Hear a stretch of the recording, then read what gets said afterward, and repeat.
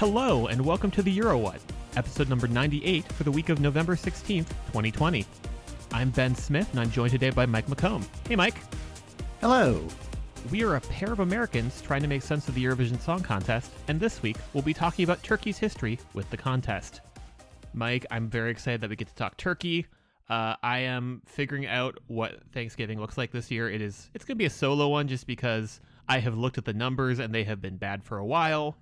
Yeah. But it's great because in one Google Doc I've gotten to figure out my Thanksgiving. In another Google Doc I've gotten to figure out Turkey's whole deal. Oh, all right. And any overlap between the two? Like, I'm doing my best to sit on the wealth of food puns that just live in my brain normally. Mm-hmm. And, like, they're going to happen. I have a prediction this episode will be stuffed, much like my turkey. Although, just kidding, I will not be stuffing my turkey. Much like Turkey's history in Eurovision, I will be breaking things down. All right. I tried that last year, and it was worth the pre-butchery. All right. This has already gotten to a weird place. We have a full buffet of Eurovision news to get to before we get to the main dish. Yes. Which first and foremost, if you would like to contact us via email and send us a note, send us suggestions for show ideas, etc., tell us we're doing a good job, yell at us for doing a bad job, yell at me to stop me making food puns, that's eurowhatpodcast@gmail.com. And in particular, we are planning an end-of-year Ask Us Anything episode. If you have any burning questions you've been wanting to ask us since the start of the show, now is the time, although you don't have to sit on that. Again, you can email us at eurowhatpodcast@gmail.com. And if you're more comfortable using Twitter to get in contact with us, our DMs are open. You can always add us at EuroWhat. And Peter did that after our last episode to offer some corrections on one of the movies that we talked about. I kept referring to Souvenir as a French film. It is actually the Flanders part of Belgium and a Luxembourg co-production. It's in the French language, and there seemed to be a French sensibility to the film, at least my interpretation of it. Thank you for that, Peter. And I've decided, as penance for the error, I'm going to take Ben's screenplay idea from that episode and develop some sort of miscongeniality Eurovision storyline with a character named Neve Flanders, and work from there. So Yes. Since we are talking about Belgium, one of the news items that came through this past week was that Hooverphonic, the group that is representing Belgium this coming contest, they announced a lineup change. They are reuniting with Geika Amert. It's a choice, I guess.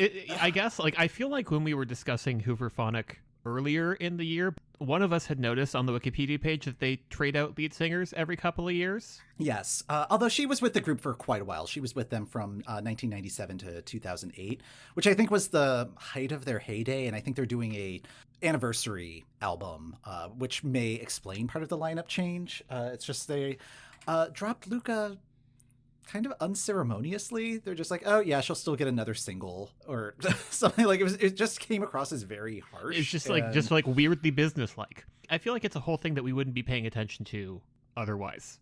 Also, I think this popped up today, is that Germany has confirmed that Ben Dolic will not be the representative in 2021. From the press release, it kind of sounded like it was his decision, although like it is a press release, so it could be written to make it seem like that. But he's pretty young, has a lot of options in front of him. And from the press release, it made it sound like he's just like, hey, I just want to go in a different direction. And being locked into Eurovision for another year, I can understand not wanting to do that, particularly if you have a lot of options on the table. For as many countries as we have seen this season that have already said, yes, we're sending the same person, we're just going to work with the same team, it also would have made a lot of sense to me if a lot of them said, yeah, like everybody has options. Everybody has other things they want to be doing with their career.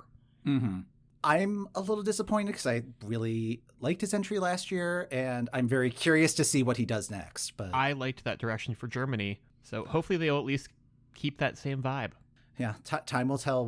Also dropping today, Albania is really moving along with the Festivali Ikangas details. So I think it was 2 weeks ago, they announced the names of the songs and the artists that had been selected. A handful were people in last year's competition, some people who were in the 2018 competition. Aralina Era, who won last year's festival, she was not in the mix, so Albania will definitely have a new person representing them at Eurovision this coming year. And today they dropped the songs. All 26 entries are now available on YouTube. Ben, did you get a chance to listen to any of the songs? I have not, but I was very amused all day just watching as Twitter did. Just because people just going, wow, it just feels correct to be back in a situation where I'm sitting here listening to 30 seconds of a song and going, nope. And moving on. I don't know what songs they're talking about, but at some point I will. I gave them all a listen through this afternoon, and it was really good music for like getting work done on a Monday, which I don't know if that's really a strong endorsement for Eurovision purposes, but for me needing to get stuff done on a Monday, I appreciated it. But yeah, we'll go into more detail with the songs when we both had a chance to kind of marinate with them in our next episode. But in terms of other details for the contest, they're still kind of figuring out the venue situation. I mean, just given the spike in coronavirus that's been happening all over the world, options are becoming limited. Right now, the plan seems to be doing an outdoor venue somewhere near Italia Square in the capital of Tirana. And okay. As someone who has been outside recently, it's getting a little chilly out. How are things in Albania that time of year? Well, they're targeting December 17th through 26th. Would be really cold in Chicago or Boston, but I did some research on some weather websites, and it's mild. Yeah, it's about like 55 degrees on average. It is like the rainy season in December. Like that's one of the rainiest months in Albania, so that's probably going to be an issue, but just build some fun water effects into your performance. There we go. Just lean into it. I'm kind of excited to see how they navigate this, just because like an outdoor venue is its own set of challenges. And really, like the big challenge right now is the provisional dates are December 17th through 26th.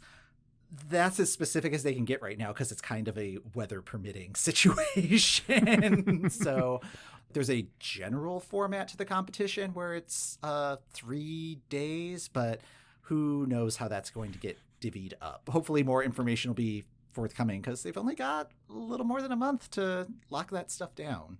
For whatever reason, my brain is just correlating that as like the Airbud rule, and that there's nothing in the rulebook that says they have to be consecutive days or that a dog can play basketball.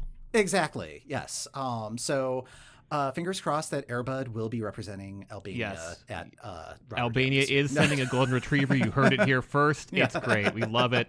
There's nothing in there actually is something in the rulebook that says it can't be a dog. Yeah, no live animals, but we'll see how it goes.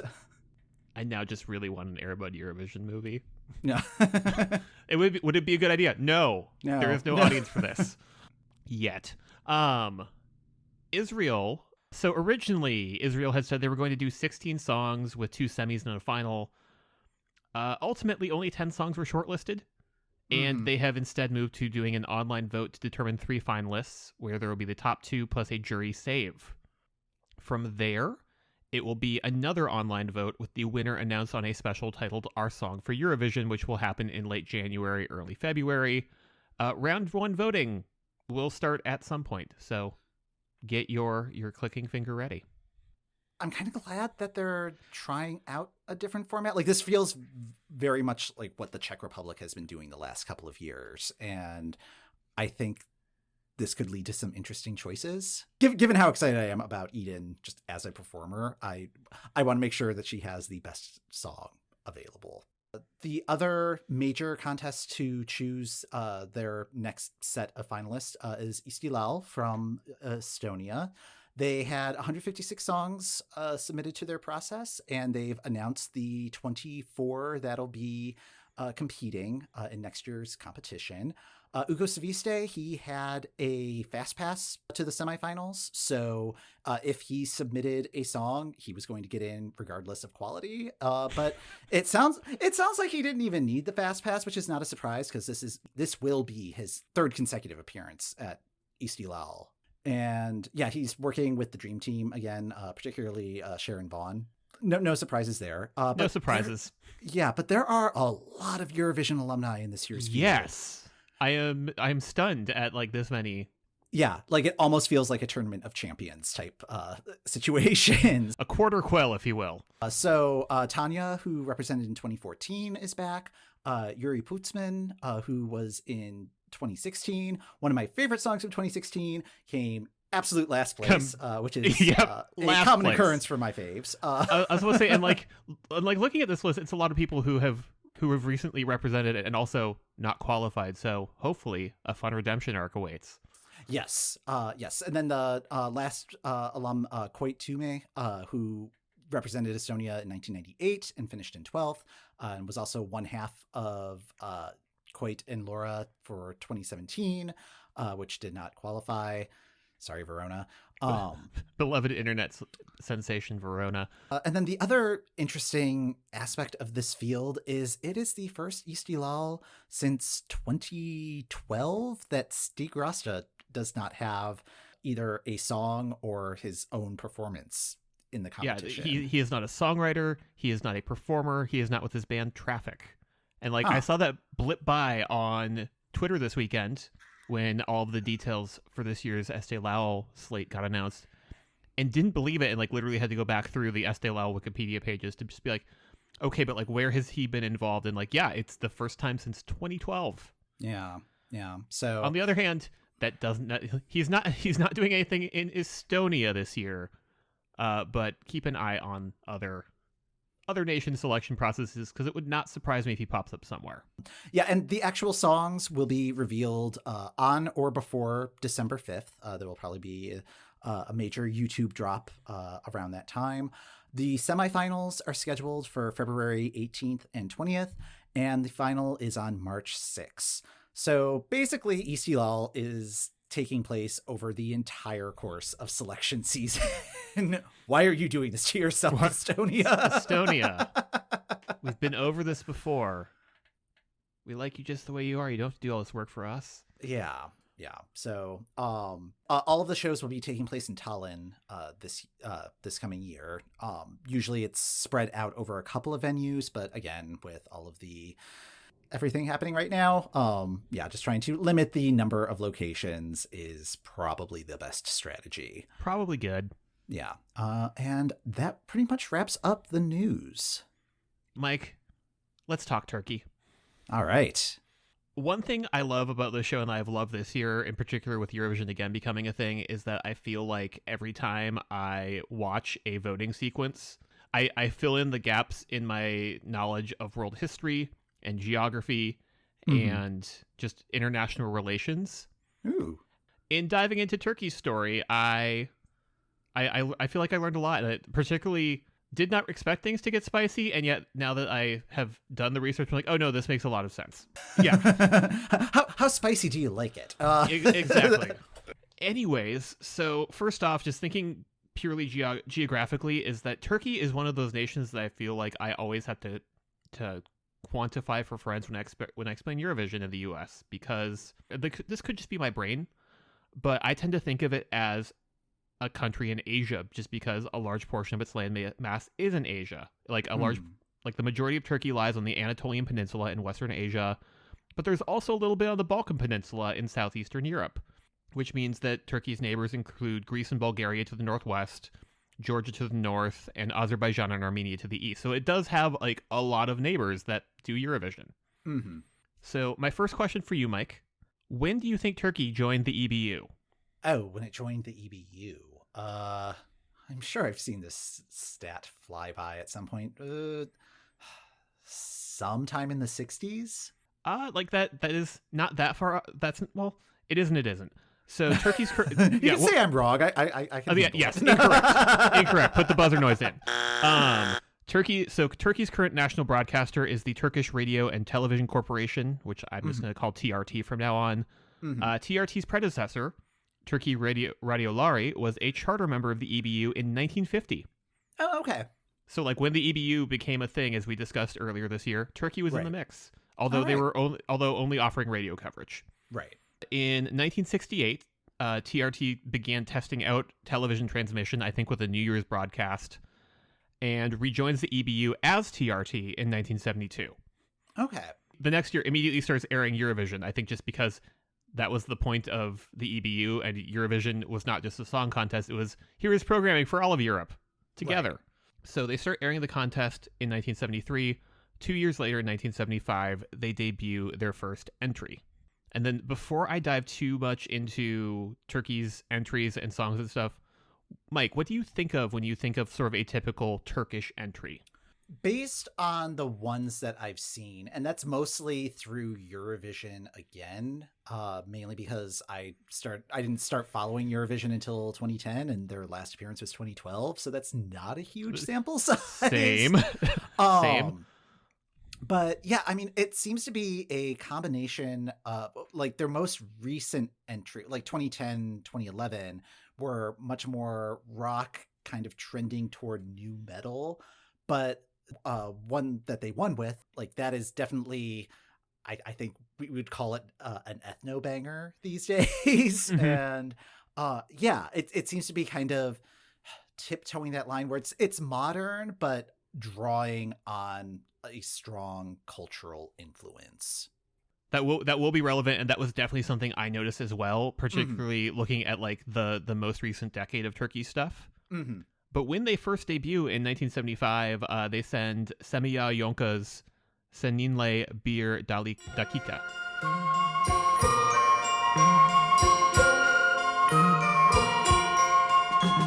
Seninle bir dakika mutlandırıyor beni. Bir dakika siliyor canım yılların özlemini. Understanding a nation's history at Eurovision is like one part that's important is trying to figure out how do they pick their entries? Do they always go internal, or do they do selections, etc.? In 1975, they did do a national final with a professional jury and a people's jury. Oh, all right.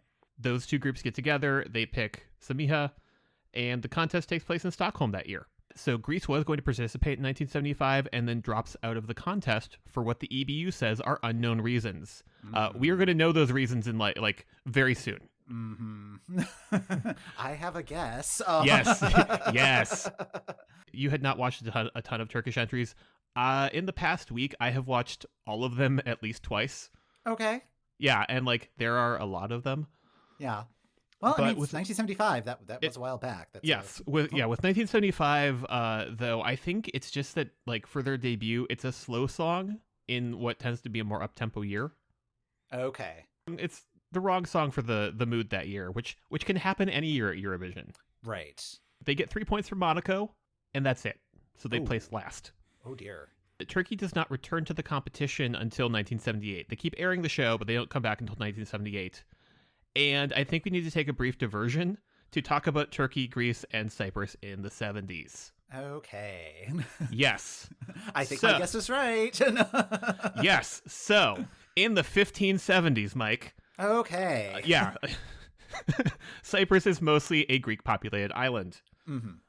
And then the Ottoman Empire happens, and they conquer a lot of things.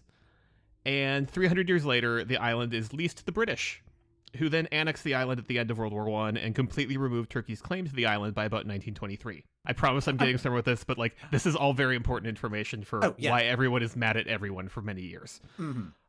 So the island is its own state by 1960, but you still have an island full of Greek Cypriots and Turkish Cypriots, two groups of people who align themselves with different homelands, and who, over the course of many years, go from living quietly alongside one another in the 50s to just, like, actively fighting over the island, trying to partition it by the start of the 1970s. Okay. In 1974, 1 year before Turkey joins Eurovision, there's a Greek coup, followed by a few attempts by Turkey to invade the island and claim it, which results in the creation of the Turkish Republic of Northern Cyprus, which still exists. So that happens in 1983, and that state is only recognized by Turkey. Nowhere else recognizes Northern Cyprus as its own thing. They're just like, no, that's Cyprus. And the whole point of all of this is that, so the unknown reason that Greece withdrew from 1975's contest is in protest of Turkey's entry into the contest following that invasion of Cyprus in 1974. Okay. So that happens in 1975. In 1976, so I missed that particular Eurovision again recently. Mm-hmm. And so I missed all of the tweets in case lots of people were talking about this. But so in 1976, Greece's entry for Eurovision is about the Turkish invasion of Cyprus. Oh. Yes. Okay. I remember it was political in nature, and then it was like, oh, I need to go back and look at this, and then I didn't end up going back. Great news. Yeah. I have looked into it. Okay. So first of all, Mike, as always, Eurovision is not a political contest. Drink. That said, the lyrics of Greece's entry, if translated, and this might be why it wasn't super obvious if there was not discourse about this on Twitter or during the contest itself. But some of the lyrics translated mention that it's not a camping place for tourists. They're only refugees. And if you see shattered ruins, it's not from other eras. It's burnt by napalm. If you see newly dug land, it's not fertile fields. There will be crosses planted on them, which is yikes. Okay. Yeah, just like Greece was not having it. And anyway, so Turkey withdrew from the contest that year. Okay. But they still aired it. Right. Except that during the Greek entry, that was censored and replaced with a performance of a nationalist Turkish song. Okay. That I'm was sure the EBU loved that. Yeah, I'm just like, they probably weren't happy about it. Yeah. Just like the Jan Olesund of the time, just doing a lot of frowning. Anyways, Turkey does not return to the contest until 1978. So in their first appearance, they placed last. In 1978, they do a little bit better, and they place 18th out of 20. Okay. Slow but steady. Yeah. Yeah. Slow but steady. 1979, is it Turkey's year? No, because they select an entry for the contest and then withdraw before the actual contest because of controversy over the status of Jerusalem, which feels like 2019 all over again. Okay. Yeah. Again, Eurovision is not a political contest. Drink. but it's okay because the 1980s are a new decade. Maybe this is Turkey's decade. It's not Turkey's decade. Although they try something different. So in 1980, they send Ajda Pekkan, who is, within Turkey, sort of like a music superstar of the time. Okay. They select her. She represents them in 1980, and it gets them their best placement at the time. 15th out of 19 entries. Yeah. And they also get 12 points for the first time. Yay. From Morocco. So that can't be an alliance that's going to get built up because that is the only time Morocco has participated in the contest. Interesting. Okay. I'm not surprised that Morocco gave them their 12th, though, just because I feel like both of what they were doing at the time was sort of doing like kind of Arabic flair sort of a deal with also sort of the disco rhythms that are very popular in like the late 70s, early 80s. Right. And like, it's like two underdogs that are... Two underdogs. Like, they're on similar supportive. wavelengths. Yeah. So that happens in 1980. In 1981, Cyprus enters the Eurovision. Turkey cuts to a commercial break while Cyprus's song airs. Yeah, it's just like a whole big thing. Yeah, okay. They keep following this pattern of sending like the stars of the time. The stuff they were sending in like the first half of the 80s, so like right up until 1984, kind of feels like it's a step away from like what's going on in what's winning the contest. Like it still feels like it's very disco-y. It weirdly loves to send groups that are 2 men and 2 women because like that happens a lot. Yeah. I mean, like I really liked the 1984 entry. Like in my notes from the list that you gave me, I said this is what I want from mid 80s Eurovision, and I think there was a modern sensibility, but I agree that it is that the way that Eurovision is kind of a step and a half to maybe 2 steps behind what the current trend is. But it's a little trying to find the group on Spotify, I was able to find the group. I wasn't able to find this exact track, but I did find a cover of Holding Out for a Hero that they did. And man, I need to look that up. Yeah, I can send you the link to it. It's the exact same backing track for the song, but it's just the lyrics are translated into Turkish, and just like, all right, this is Mike Nip. So, but yeah, I agree with you. It feels like a step behind what's going on. And if you look at like what wins in 1984, what wins in 1984 is Digaloo Digalay. which Yeah, that is admittedly different. also feels of its time, but still feels a little bit fresher than what Turkey was putting down. Mm-hmm. So the year before, in 1983, Turkey gets their first Nul Point. Ooh. Yeah. Oh. Oh, and it is a doozy. Yeah. Yeah, this is the one that I sent you. Uh-huh. Like, I like, on one hand, like, Nul Point hurts. On the other hand, I think this was deserved. Opera, opera, opera, opera, opera, opera, opera, opera, Carmenaita opera, opera, Bugeccio opera larda, Tocca Figaro Fidelio var, Coşkun aryalar, lay lay lay lay lay lay lay lay, opera, opera, opera, lay lay lay lay lay lay lay. So, Chaitin Alp performs the song Opera, and admittedly, I got this from one of the Eurovision books where like where those sometimes have an index and none of them have like their sources for things like this, but like they claim that it is considered to be the worst song of Eurovision history, and I would like a citation, please. The language rule at the time, you have to perform in one of your national languages, but you can get away with like one phrase or like a few phrases in other languages. So this song kind of like tries to get around the language rule by doing a bunch of kind of opera quotes. And when it's not doing the opera quotes, he just sort of just sings the word opera, opera, for 3 minutes. Anyways, Turkey gets 0 points. This poor man essentially disappears from public view after the contest. Yeah, this is one of the sad stories about Turkey and Eurovision. Okay. Anyway, so up until 1984, again, they feel kind of out of step, and I don't know if 1985 is more in step or if it's just me listening with 2020 ears. But like 1985, they send MFO for the first time with Di Die Di Die Die. They still have trouble getting to that top half of the scoreboard. It feels like they're more in step with what's going on.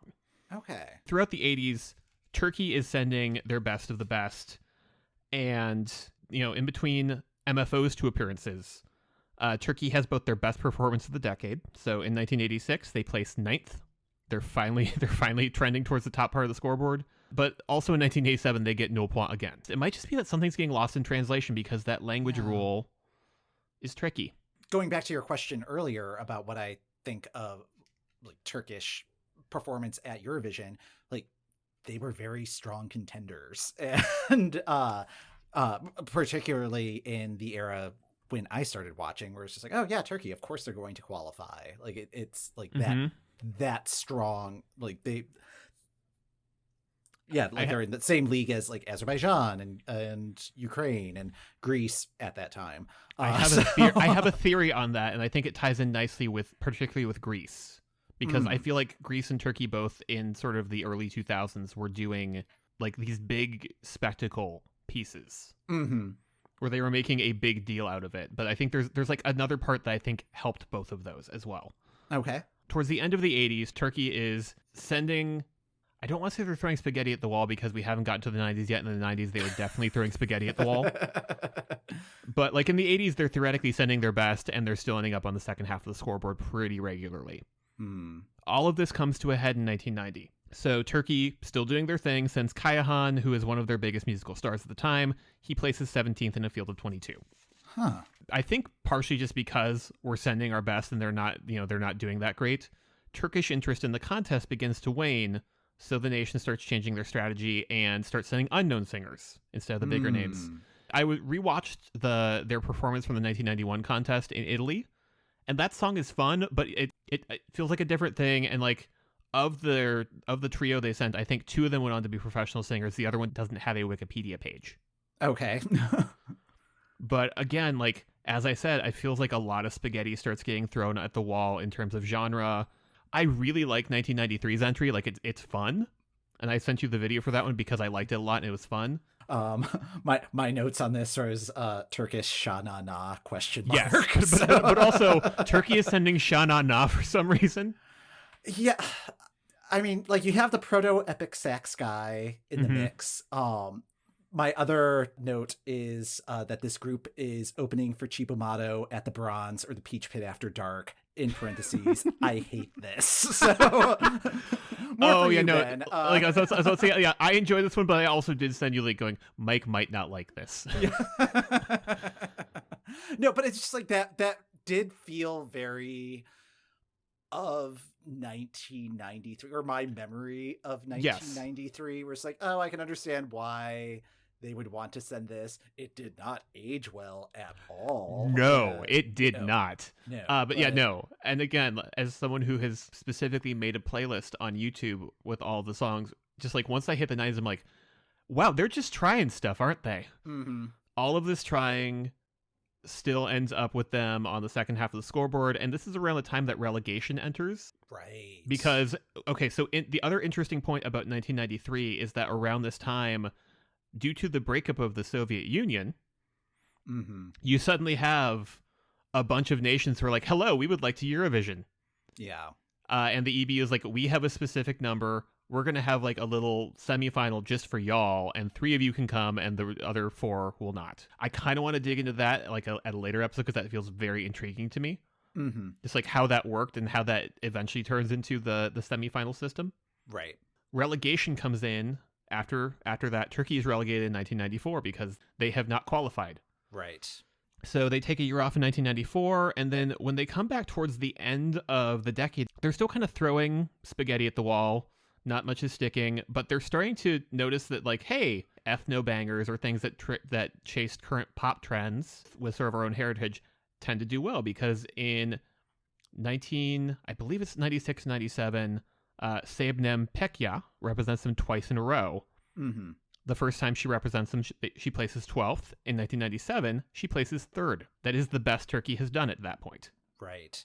Yeah, that 1997 entry, that still holds up. Like, I remember that one getting a lot of praise during Eurovision again, and rightly so. And rightly so. That one really holds up.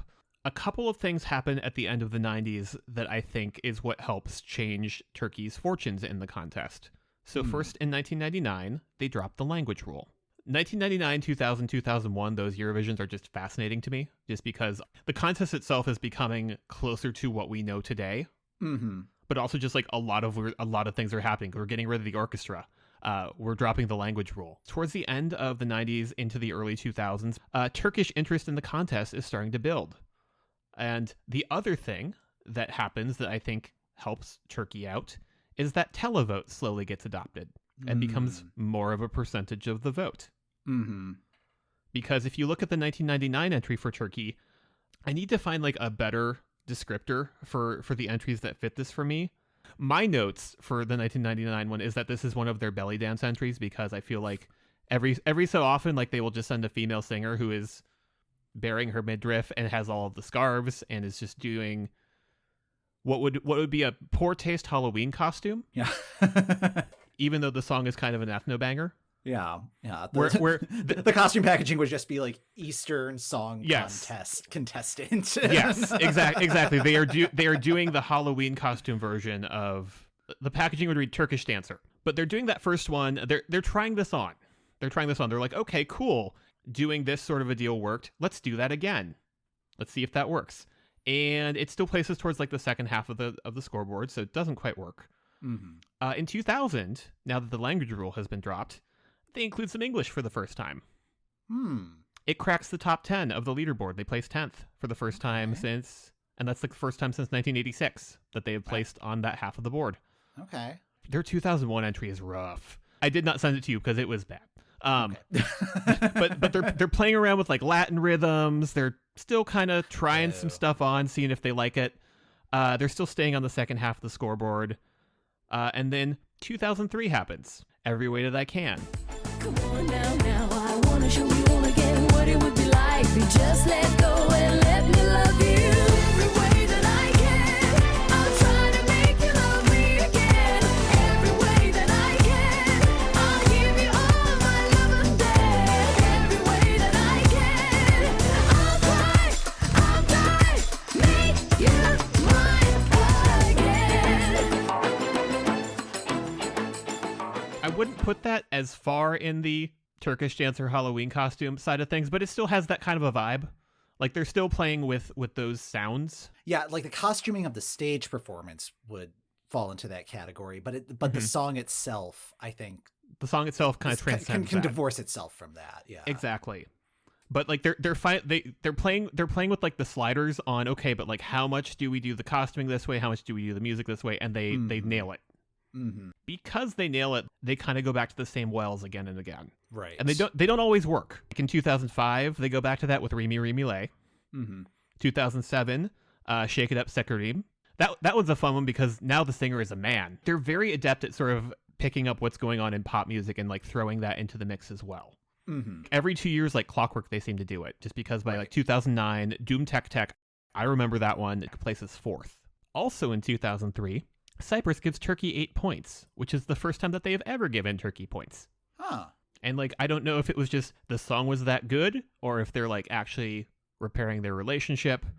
It could be a combination of the two. I mean, that could be a combination. I'm less sure on that second half just because in 2004, when Turkey is hosting the contest, Turkey gives Cyprus 5 points for the first time ever. So again, bridges are being mended. Right. But also, during the score portion of things, typically nations will show a map of countries or a flag or, But anyways, there's one country that Turkey doesn't show a map for. Yeah. They don't show a map of Cyprus during the points giving section of things because Turkey considers Northern Cyprus its own separate nation, as we've discussed. Right. Yeah. And I think that came up, was it 2010 as well? Like, I think there was a map issue involving Cyprus, and I think that's when the EBU was just like, please stop showing maps. Just like, what if we didn't show maps? That would be great, guys. Let's stop showing maps. Yeah. Like Cyprus is not the only country that Turkey kind of steps in it with that year, though, because they also accidentally, in fairness, and it does seem to be an actual accidentally, not a we do not like you accidentally. They accidentally go to commercial when they mean to be broadcasting the Slovenian entry, which means that nobody in Turkey sees the Slovenian entry. Oh no. Yeah. Sorry, Turkey does not give Turkey does not give Slovenia points that year. But in fairness, not many countries gave Slovenia points that year. Okay. But 2004 is another flavor of Turkish Eurovision entry because they kind of send like an alt rock sort of a deal that year with Athena. You kind of nailed it more with like nu metal, and I just like strongly dislike nu metal, so that's probably why my brain refused to call it that. But okay. But like when Turkey does not send something that is Halloween costume, they send an alt rock song. Or with manga, they send a nu metal song. So right. In 2008, they send Dolic. In 2010, they send We Could Be the Same. For all this time, I've been loving you, don't even know your name. For just one night, we could be the same, no matter what they say.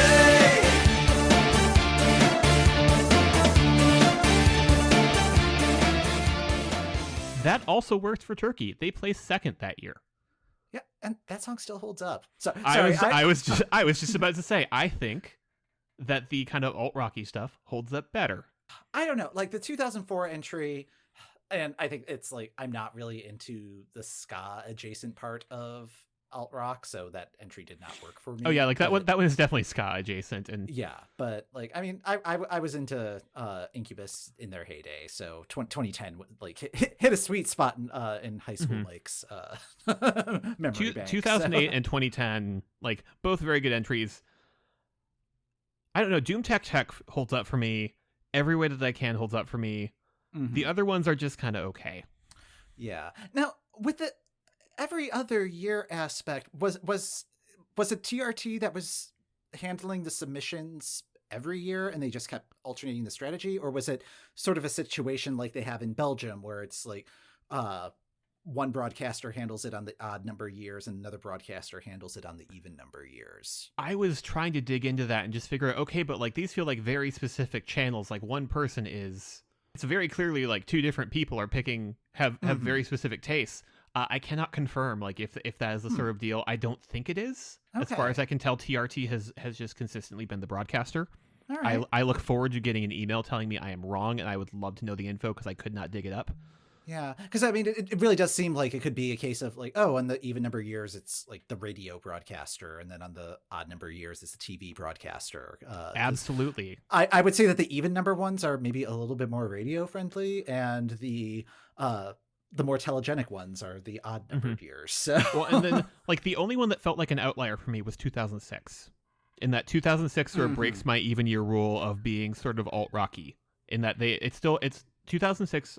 They send Superstar, and that one's much more pop, but it's maybe a little bit closer to what they were sending in odd numbered years. Okay.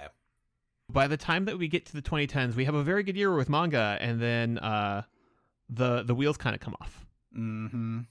So in 2011, and 2011 feels a little bit closer to the alt rock side.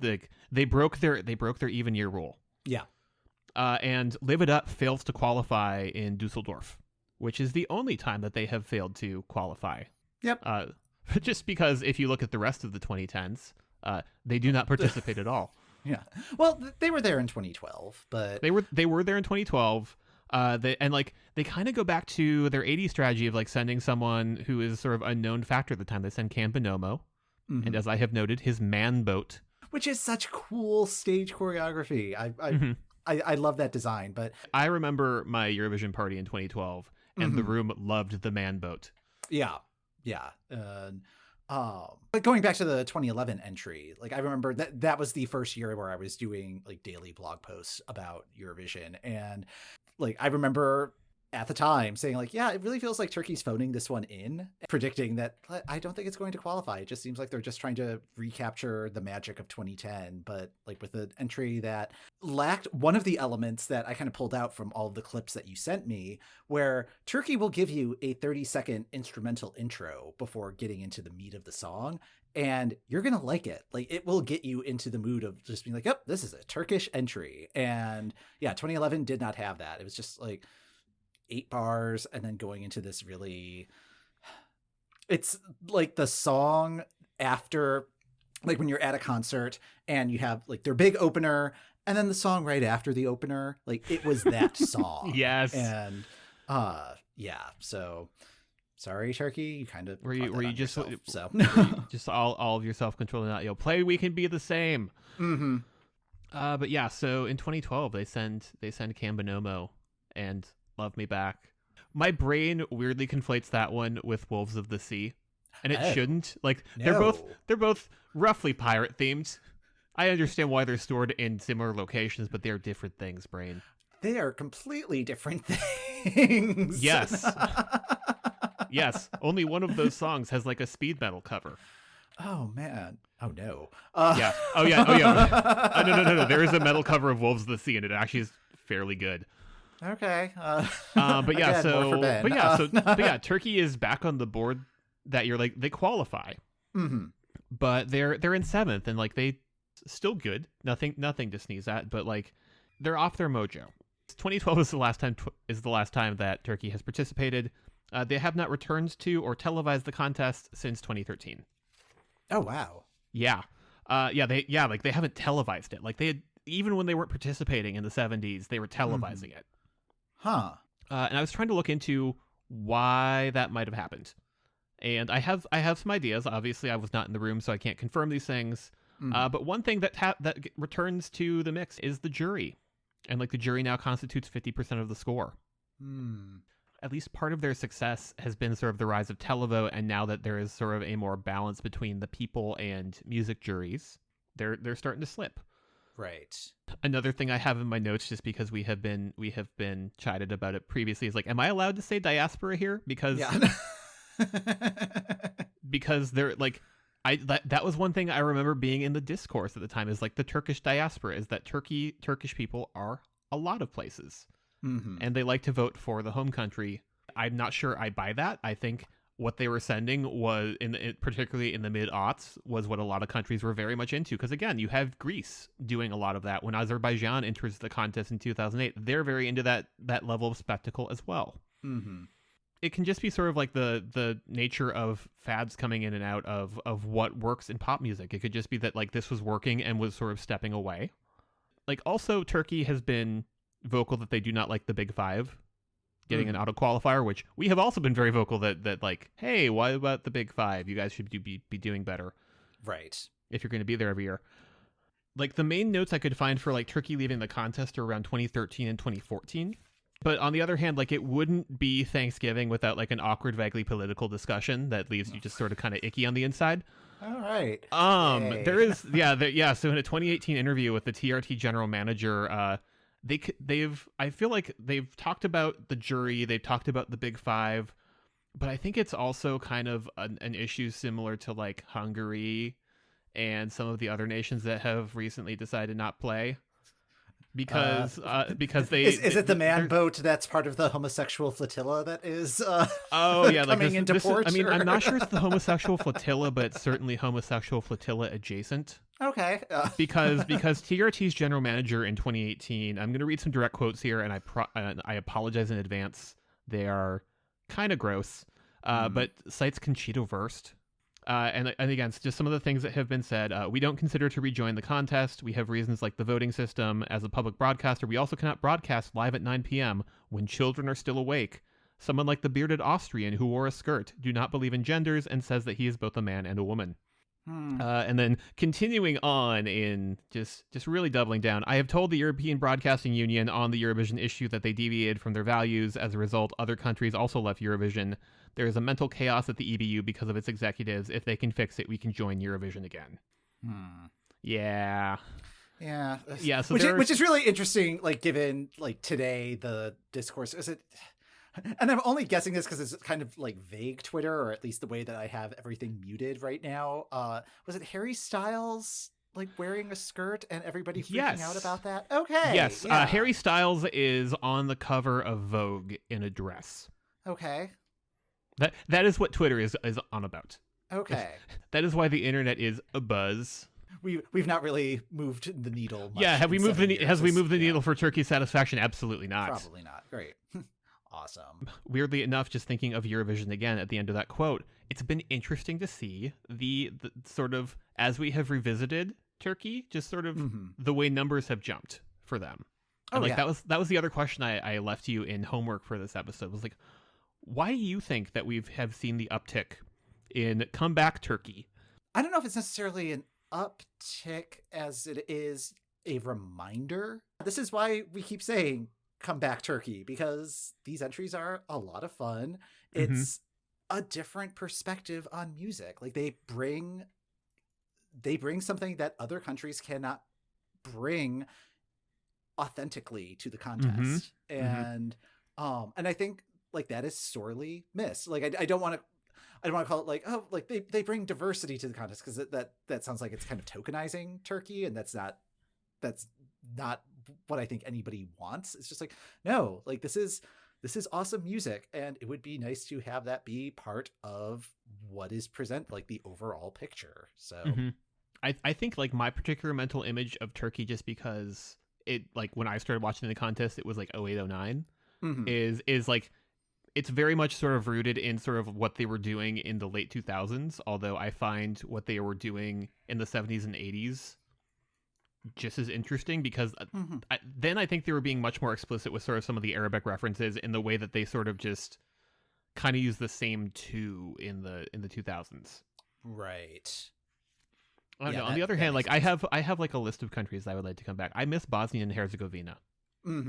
Although that one seems more like budgetary than. Oh yeah, that one's purely budgetary rather than. So. But yeah, so like that is a miniature sort of stuffed turkey run through. It's so interesting going back to like seeing how a particular country has evolved and adapted throughout Eurovision. And well, especially with Turkey, because again, like I know them from like their 2000s performances where they were like just sort of a known leader and factor, and I hadn't realized that was really only since 2003.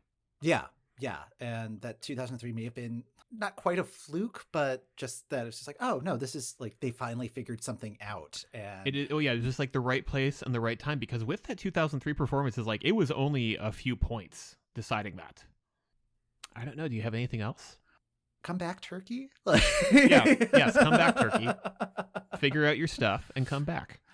Well, that's going to do it for this episode of the Euro What. Thanks for listening. The Euro What podcast is hosted by Ben Smith, that's me, and Mike McComb, that's me. You can subscribe to the Euro What on the podcast app of your choice. When you subscribe, leave us a review, let us know how we're doing, and help other Eurovision fans find us.